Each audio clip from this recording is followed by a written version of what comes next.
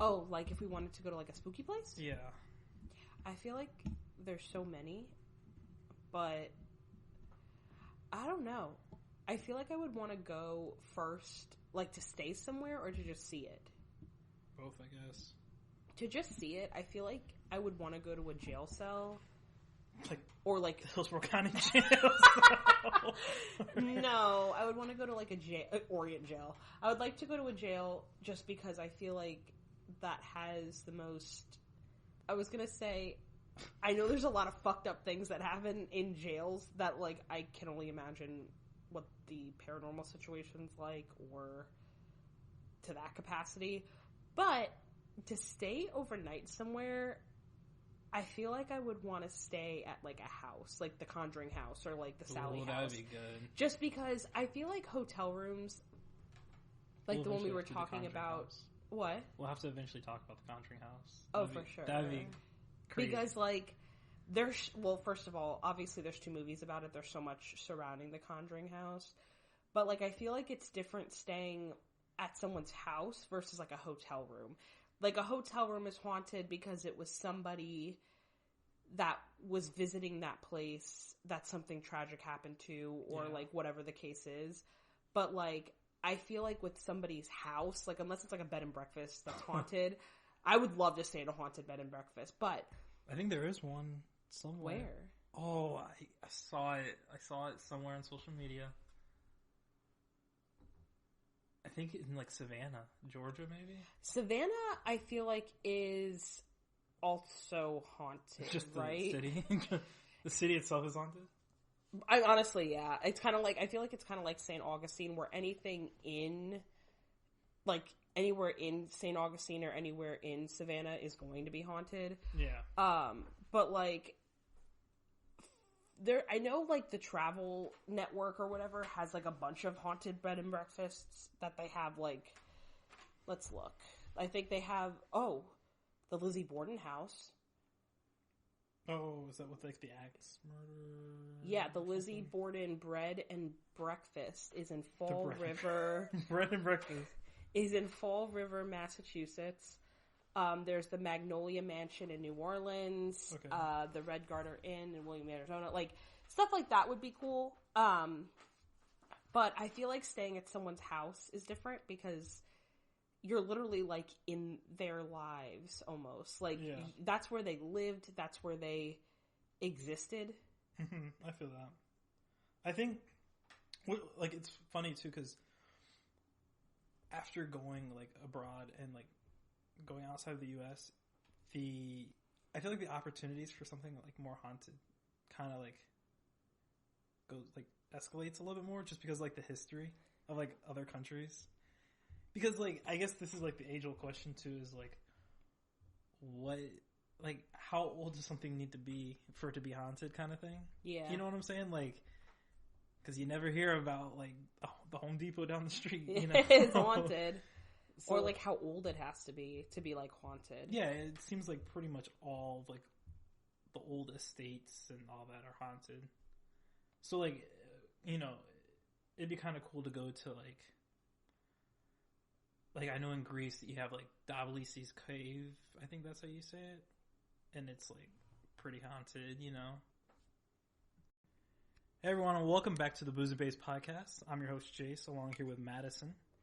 And today we're going to be talking about the Zodiac Killer. So sit back, grab a drink, and let's get to it.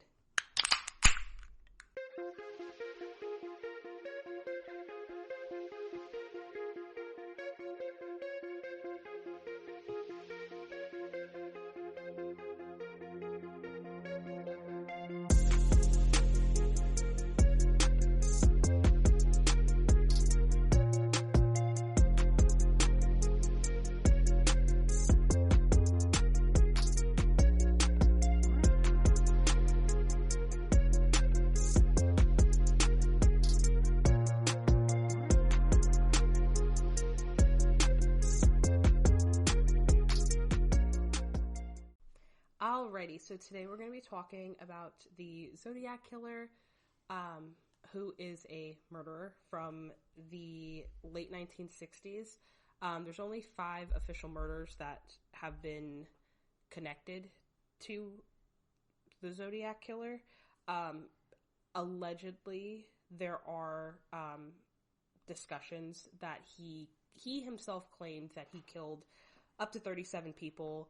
Law enforcement has never really been able to confirm that or deny it. They just know that about the 5 of them. So the Zodiac's whole shtick was that he liked to taunt law enforcement. He liked to taunt police. He would send them letters in code, and he would call the police station and say, hey, I'm at X, Y, and Z street, and I am going to be here for the next, 5 minutes. You better come find me. And then when they would get there, there'd be no one there. Now, is this, this is unsolved still, right? Or is there, kind of... So, I will get into more detail, I guess, of who they think. They think that someone, as of recently, they didn't know who it was. So they kind of discovered this over the past, year or so. Okay, so it's recent. Yeah. All but, right. The guy that they, his name is Gary Francis Post. Okay. They don't know if, he's dead. He died in August of 2018. Okay. So they're basically going off the assumption of, things his family members have said. They've sent in, when he was getting prepared to die, like most of our grandparents' parents do, is they'll start giving away their stuff. Some of the weaponry, guns, knives, stuff like that he was giving away to his family members, a lot of them, turned it over to the police, and they kind of found similarities in the weapons that were used 40 or so years ago, to the ones now, or 40, 50 years ago. He was most of his family, from what I've read, they never really spoke to him because he kind of scared them. He's ex-military, which that was another thing that kind of connected him to the murders, is a lot of people described him as being between 5'8" to 5'10", curly brown hair, light brown hair. But in the sketches, he had very specific scars that match Gary Post. And he, from witnesses and the few survivors that they did have, he also said, or they also described that he would wear military grade boots. That since this guy was ex-military, they figure maybe he does have a little problem with authority. Maybe that is why he went on a killing spree, just because there's no real evidence or any indication of why he killed these people. Most of it is just that he could, so he did. But this happened, I don't know if I said in Northern California, near San Francisco area, Napa Valley. He definitely had an issue with, most people don't think, yes, it was an authority issue, but it wasn't he was oh, I'm taking down the government, this is how I'm doing it. It was more so of he could prove that he could outsmart the police. And obviously this was 50 years ago. They do not have any of the same technology and everything. So he's taunting pretty much. Yeah. Yeah, okay. That he can, I'm sure if something like this happened now, it would be caught a a lot quicker than them. There's video footage everywhere now. Obviously back then that was not really a thing. So they think they have the guy, but they don't know because he's dead now. So they have no real it's truth. The only things that they are kind of that they kind of are 99% sure that he did it was that the notes that were uncoded are, I guess, just the certain things he said and the way he worded them kind of alluded to who he was. There were photos found in his dark room after he passed of some of similar photos to crime scenes and stuff like that kind of matched. And locations that would put him kind of in that area where the murders took place. Like I said, the similar scars, him being ex-military, and his, I don't want to say uniform, but he was usually described wearing like dark clothing, and they're called, I guess, wing walkers. They're military like jump boots. He had. It sounds like he did it 100%, but yeah, exactly. Like it does sound like he definitely is the. I think this is the closest they've gotten as far as a suspect, just because a lot of people have come forward and have said like speculation, like, oh, I'm the Zodiac Killer just for the like notoriety of it all, but like they don't actually know if that is the case or if, you know, whoever it was though, like when he would write the letters, he would try to make himself sound more intelligent than he was. Like he would try to use bigger words and like phrasing, but he would misspell it. Okay. So like one of his letters, which I will put a disclaimer, this is going to mention murder. One of his notes read, I like killing people because it is so much fun. It is more fun than killing wild game in the forest because man is the most dangerous animal of all. To kill something gives me the most thrilling experience. It is, and most of this I will, quick disclaimer, it's just a run-on sentence. There's no like periods or anything. Okay. Most thrilling experience it is, even better than getting your rocks off with a girl. The best part of it is when I die, I will be reborn in paradise, and all the I have killed will become my slaves. I will not give you my name because you will try to slow down or stop my collecting of slaves for my afterlife. And then a phrase of code that they couldn't decipher for a while. So a lot of his... Can we put the code? We'll probably post the code on Instagram too. Yeah, we'll post the code on Instagram and some of the real letters. But like another letter he wrote, I hope you're having lots of fun in trying to catch me. That wasn't me on the TV show, which brings up a point about me. I am not afraid of the gas chamber because it will send me to paradise all the sooner. Because I now have enough slaves to work for me where everyone else has nothing when they reach paradise. So they are not afraid of death.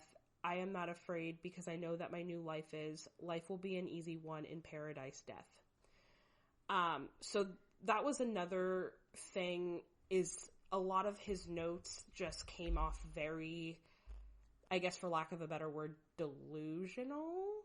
Yeah, that's pretty eerie too to like hear that. Yeah, and like read it. Like imagine like getting that as a letter and you don't know who it is. It's just someone that like as a police officer of like receiving that and having that same person like call you and all of this stuff, and you know that they're the ones that committed the murder and you literally can't catch them. Yeah. Of how to like not get caught, because obviously there's been other serial killers around that time period, like Son of Sam, I mean, was like 10 years later.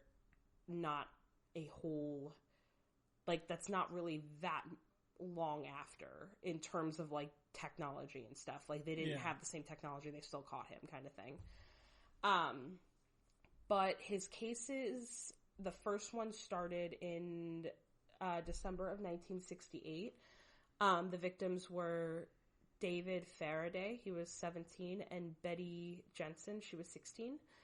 And all of his confirmed confirmed murders were 3 couples and then a like standalone guy.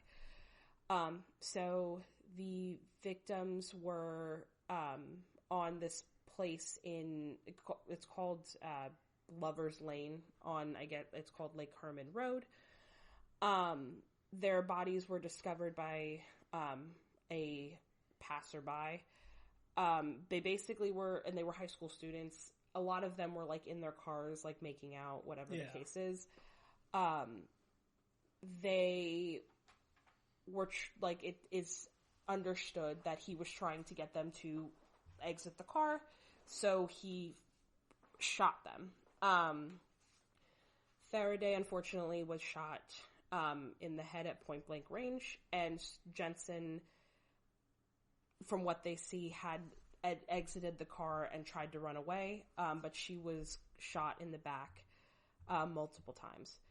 So they don't think that there is any they don't think that there was any connection to it, that he was like gunning down couples or attacking couples. It's just like, I think that's just how it just kind of played out. That's just kind of how it played out. Okay. But from what he didn't put in any of the notes, like, he's specifically attacking couples. Yeah, like, I'm targeting young couples, like, making out, or I'm targeting whatever. Like, it was mostly just, like, random. It just kind of was like a coincidence, I think. Yeah.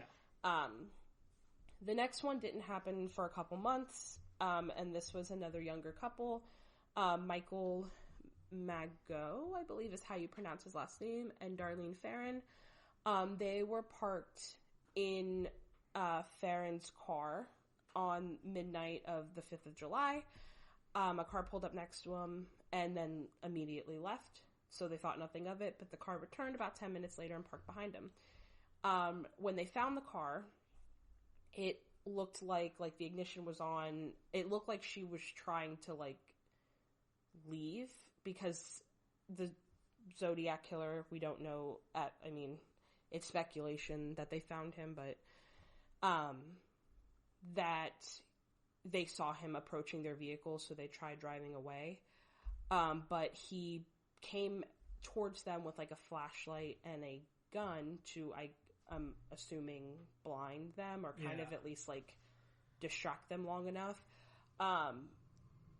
But both of them were hit, and, like, he left for his car, but he heard that the boy was still alive, like, because he was still making noises and, like, groaning, but he ended up surviving, and unfortunately Farron died as soon as she got to the hospital. So he survived, and he was able to give them the same description that they had been working with, which is 5'8" to 5'10", kind of a stocky build, white, light brown, curly hair, and about in his 20s, 30s. That was, and after that incident was when they got a call from a payphone from him saying that he was responsible for it, detailed the millimeter that they used for it, and when they showed up to the crime scene, he was no longer there. Yeah. After that, though, they did suspect that it was another gentleman named Arthur Lee Allen, because when Magu, when he showed up to, like, identify, that's who he picked. But a lot of, at the time, it's been said that, like, they kind of just wanted to get a killer, so they were like, oh, it has to be him. But since then, there have been, like, ways that people are kind of, like, that's, like, discrediting it, like, that it couldn't have been him. I imagine, like, what it would look like, too, if they, like, just wanted to catch someone and they caught him, and then a couple, like, months later, you know, a murder pops up again, and it's because then at that point, I know, like, some murderers have, like, a copycat killer. Yeah. So at that point, I feel like you don't know if it's a copycat or if it's an actual murder. The next set of victims are Brian Hartnell and Cecilia Shepard, also a young couple. They were picnicking on Lake Berryessa when a man approached them with a gun. He had on, like, a black hood, sunglasses, and a bib with, like, a cross hair symbol on it, which became kind of a like an iconic picture for him, at least. Yeah. I definitely seen that. Yeah. That's, like, the most iconic picture I've seen of, like when you think of Zodiac Killer, you're like, that you one think picture. Of that and, like, the letter, like, stuff like that. Yeah, like the decoded, or not the decoded, but, like, the coded letters, and then you think of, like, the mask with that crosshair symbol on exactly, there. Yeah. Yeah. And, like, he told them that he was a prisoner that had just escaped, he needed money. And I feel like back then, a lot of people were more willing to help strangers. A lot of people just left their doors open, like, unlocked at night, and a lot of people, like, even our parents' age, like, they would say all the time, like, they would just, like, they knew all their neighbors. They would just leave their door unlocked. Like, it wouldn't be a big deal. Couldn't catch me doing that now. Oh, yeah, absolutely not. With how the world is right now, there's actually no way. But he told Shepard to tie Hartnell up, and he unfortunately ended up stabbing them both. They were both still alive when help eventually arrived and found them and were taken to the hospital. Hartnell survived, but unfortunately Shepard died 2 days later from, intense bleeding, and her injuries were very extensive. Yeah. Okay. But they did receive a call that night saying they reported the incident and claimed to be the Zodiac Killer, saying that they wanted to report a murder. No, a double murder. The payphone the call was made from was not very far from the crime scene, and the palm print that was on the telephone hasn't really been matched. But the shoe marks were also the wing walkers, the same military grade boots, size 10.5 as they had been. They connected that to the other two murders. The seventh murder was a gentleman named Paul Stein. All of these people, the first couple were all between the ages of 19 and 22. Yeah, fairly young. Very young, or 16 and 22. Like high school. Okay. This guy, he's still 29. He's definitely not old, but older than the people. The other victims. He was a cab driver who was, hailed down by somebody at a crossroad. He ended up being shot in the back of the head by the passenger, and his keys and wallets were taken. And a portion of his shirt was torn off, but they aren't really clear as to why. They don't know if it was a struggle. That's what he ripped his shirt in the process, or him trying to grab his wallet, or whatever the case is. The officers responded to the call. They saw a white man on the sidewalk. He described him being 35, 45, 5'10", so kind of a little bit older than what other people have been saying, but the teenagers that were witnessed it estimated him to be between the 25 to 30 age, the same as all of the witnesses had been describing. But they described him as being wearing the heavy rimmed glasses, stocky build, red-brown hair, curly hair, dark clothing. The officers ended up overlooking the guy that they originally saw that was going away, because they were alerted to look for a darker complexioned suspect. So it's most likely they connected it to that it was the Zodiac Killer also, because they had him, and he did send a follow-up letter to the San Francisco Chronicle in 1969 saying he was responsible for the murder, and he threatened to kill children on a school bus. And with this letter, he sent the torn off portion of the bloody shirt as proof. So it was at that point though, again, those were the only ones that are confirmed that they were him. They saw him at the scene, they saw him, but again, they weren't super, they didn't really know much about they didn't really know much about his motive. Yeah. Just because none of the victims were sexually assaulted. None of them, besides one of them got robbed, but okay. The other, the teenagers weren't robbed or anything. It was just kind of out of, just bad it was place, just kind bad time kind of thing. Yeah, it wasn't they were targeted. He wasn't stalking them or anything. The first cipher that he sent to the newspaper, it was called the 408 cipher because it was composed of the 408 symbols, but it was sent in 3 parts to 3 newspapers, which were the San Francisco Examiner, the San Francisco Chronicle, and the Vallejo Times. Okay, yeah. But basically, the Zodiac demanded that they be published, and that if he did it, like if they didn't publish this, they were going to go on a killing rampage, basically. But the letter that he sent to the San Francisco Chronicle was different versus the other ones that stated his like identity. But it was the one I read earlier that had like the basically him saying that he's not going to give him his name because he's going to collect these slaves for the afterlife. Mm-hmm. But nobody really, again, knows if he was just like, if this was like, yes, it was like a game to him, but like if he was just like out of his mind, like if it was like a mental health issue that maybe wasn't addressed how he needed it to, and it kind of spiraled.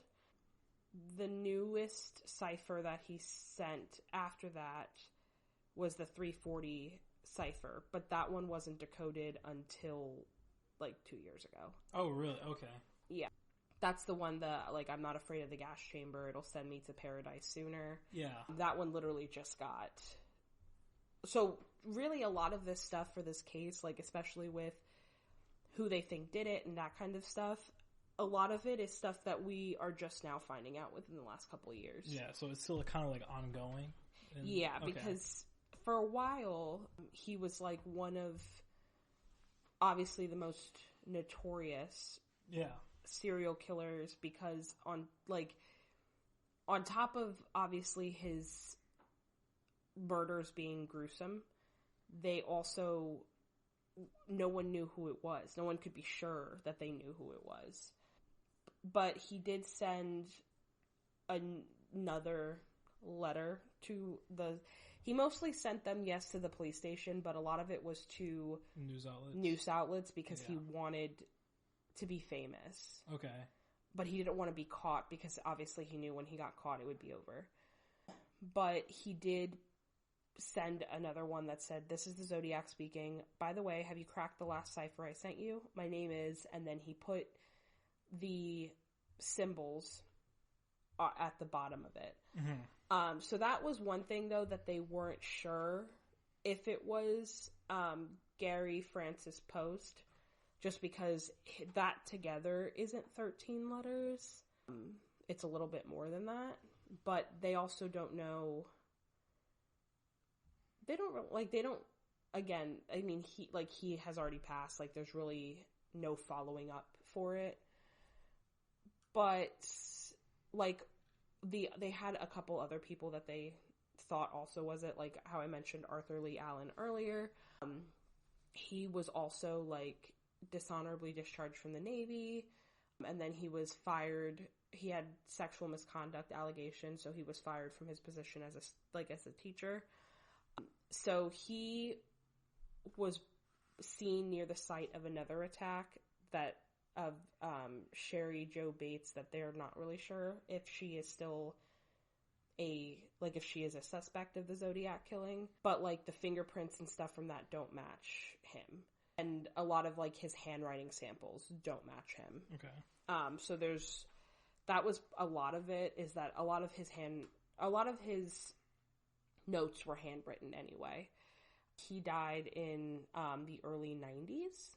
So there's been a couple of other people in between, but Gary Francis Post is the most recent suspect. But again, I mean, he passed in 2018, so... but he was jailed for domestic abuse in 2016 when he broke his wife's pelvic bone. So if he didn't do that, he probably would have been, like, kind of off the hook? Like, are you saying that he got, famous? Or he was a person of interest because of that incident? No, I mean, he was a person of interest for the other things of, like, you know, the similar scars, the finding the photos, that kind of stuff. But, like, it doesn't help his case if he didn't do it, that he has a violent past. Yeah. Not only with his wife, but also with, like, family members that, again, don't speak to him because they're kind of afraid of him.